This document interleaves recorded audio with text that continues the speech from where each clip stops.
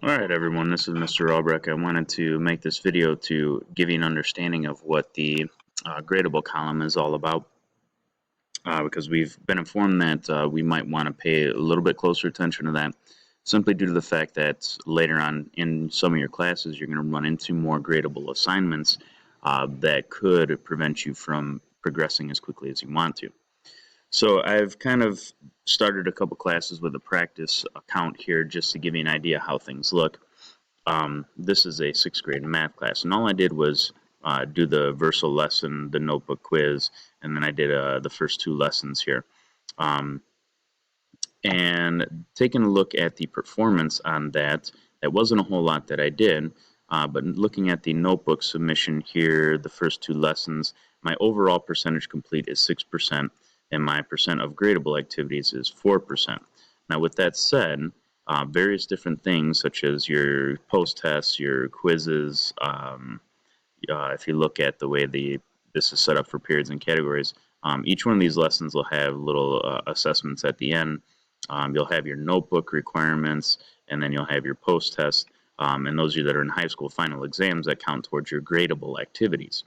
And then your overall is you look at the way the classes are set up. Each one of these lines is part of that whole amount of percent that is going to be the overall. So if you like click on a lesson, this is an item, this is an item, this is an item, this is an item, and so on. And those all count towards your overall. So if you go down to the end of this, when you get to the very end of your course, that's when you're at 100%. Your gradable things are going to be those things that are either assessments or they're going to be papers, whether they be essays, projects, things that your teachers are going to grade. Now, to warn you, later down the line, when you run into these, and some of you have already run into them, if you need your teacher to submit feedback and grade an assignment, those are part of the gradable percentages that's increasing.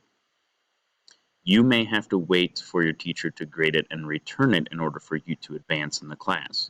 So in order to avoid getting stuck, getting caught, and not being able to move ahead like you'd like to, we are going to make sure that you understand you need to progress at the percentage that we're telling you. And we're going to tell you right now, you need to go faster. Some of you aren't at the 30% approximately that we're going to be at the end of this week just yet. Some of you are only at about 10%. Life is going to get very difficult in these classes in the next few weeks if you continue on that path. I want to show you another class real quick. I started this U.S. History A, which is a high school course. I did Getting Started Right, I did the notebook quiz, and I did one lesson, one quick quiz in here as well.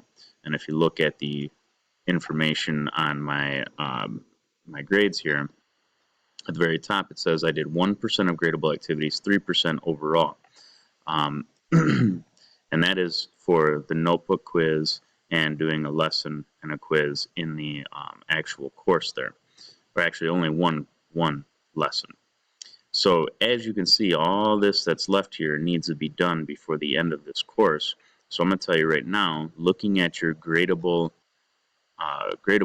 percentages, you're going to want to have those increase just as much as you want your um, overall.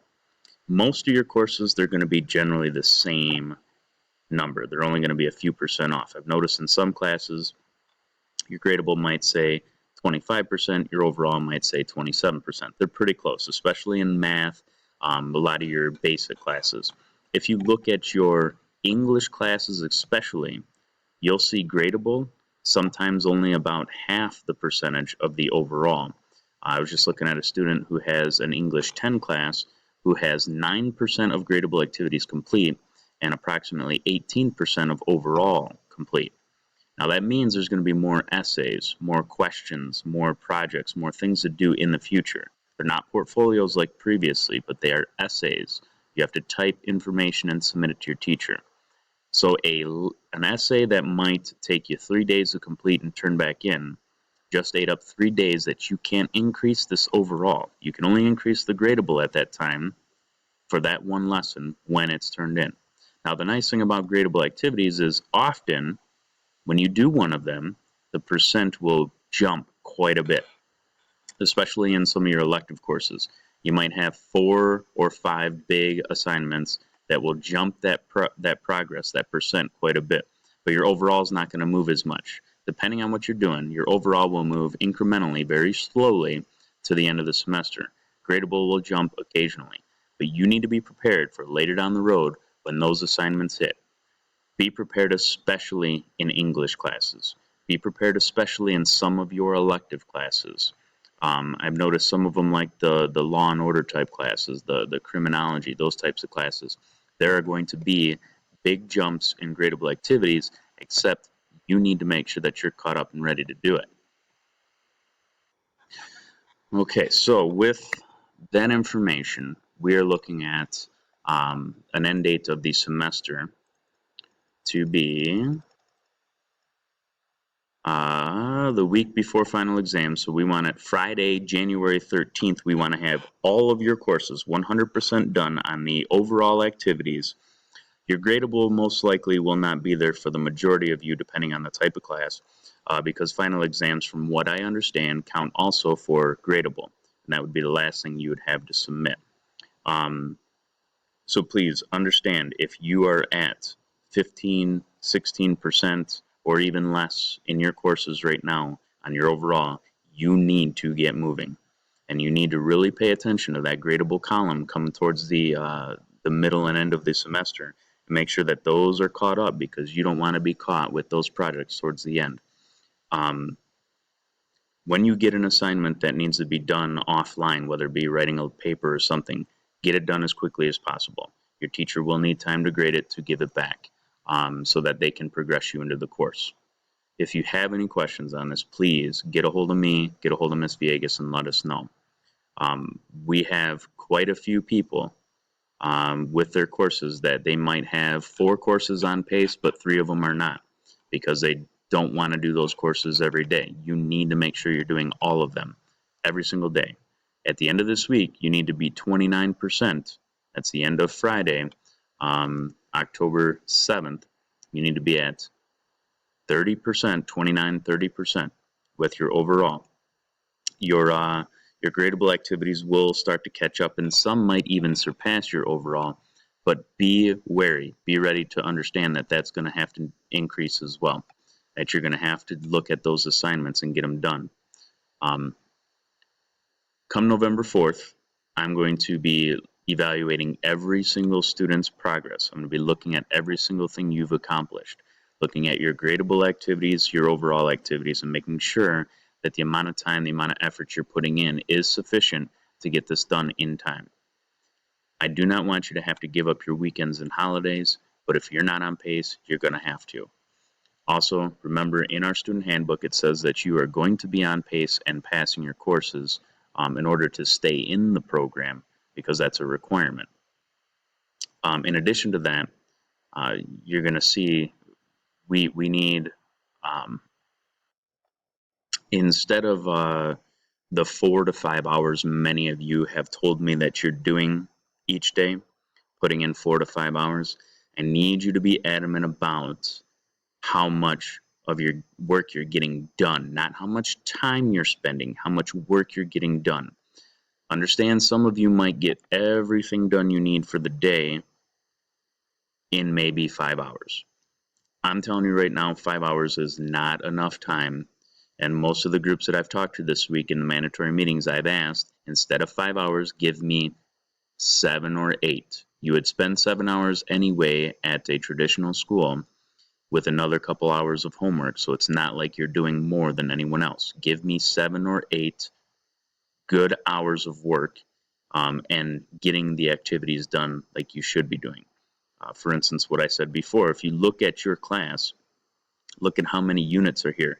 1, 2, 3, 4, 5, 6, 7, 8. 8 units, which means if you look at the pacing of the overall class with about 17 weeks of work time, you need to get one of these units done about every 2 weeks. Now, you could do that much quicker. We have some students that are already at 40% complete, both gradable and overall. It's not hard to do. You just have to be diligent. These things can be done. You can do 2 of these in a day in one class within an hour or 2. And if you put in 8 hours a day, you're able to do that with all your classes, get things done within a decent time frame. And as I've told some of you before, November 4th is the halfway point. Pretty much everything should say 50% on or before November 4th. Don't wait till November 4th to get to 50%. Get there before November 4th. I'll be meeting with families. This is your warning. When I meet with your families, that'll be an additional warning that this has got to get done. So we've got to get moving. Because come the midpoint of the marking or the semester, we're going to be looking at whether or not the program is effective and see if there is an ultimatum that we need to provide for students in order to make sure that they understand how important this is. With that in mind, please understand that it is my job to make sure that you're getting your education. If this is not the way that's working for you to get your education, clearly we need to get you somewhere where it is going to work. What I've noticed is, if you looked at the announcement that I posted just recently, and I'll see if I can pull it up right now. I want you to see this. Good news, bad news. Where is it? Good news, bad news. It says, we are currently doing well as far as grades are concerned across the board. At this time last year, using the Connections program, we had about 44% of all courses passing. There were kids that were behind as well in that case, but 44% is absolutely unacceptable. As of yesterday was Tuesday, we currently have 412 courses passing, which is 89.2%, a significant difference from this to this, which is good. Don't get me wrong. The problem is this right here. Although they are passing, most courses are not on pace, meaning most courses were not at the 23% at that time. Many of them are close, maybe at 18, 19, 20%, but still that's not enough. You need to be on pace, because if you continue at the rate you're at, you're going to be further behind in another week, and further behind another week, and further behind in another week after that. So you need to get it on pace now. So I want to see everybody start getting on track so that we can progress and keep everybody working in the class, in the program, and successful. Because that is my job, to make sure that you find success. And one of our students, and I'll say this again, I know a lot of you have heard me say it, one of the greatest ways I've heard someone explain this program is the accountability is on the student, and that they are very pleased that they're the ones in charge of their own education. You're in charge of your education. You don't see me every day. You don't see our teachers every day. And so we can tell you what you need to do, but it's up to you whether or not you're going to do it and be successful. With that many kids passing, we know that we have enough intelligent students that can do the work. It's all about how much effort you're putting in, how much time you're putting in, how much progress you're actually getting done. And so that is entirely up to you to get this caught up. November 4th, 50%. Between now and then, get it done. And if you haven't seen these yet, pay attention to these fun activities off to the side. They're your opportunity to socialize. We're working hard to provide social events for you. We want to make sure that you're utilizing them as well. We have a field trip to the pumpkin farm. You can read along with that one. Make sure that you get your permission slip. There's a costume party going to be on actual Halloween day. Read that one. Gaming club in 2 weeks. We're going to be playing a bunch of games. Read that flyer. Halloween movie marathon coming up in a couple weeks on Wednesday. In a couple weeks also, we have an MSU versus Michigan party that we're going to watch the game. There's a link to the actual snack list here that I want you to check out. If you want to bring some snacks, just go here and take them off of here. If you're, looks like a few of them have already been taken off. So some people are coming, have already taken off some of the items that were on here. Just all I want you to do is, if you're going to bring packages of water, delete that portion.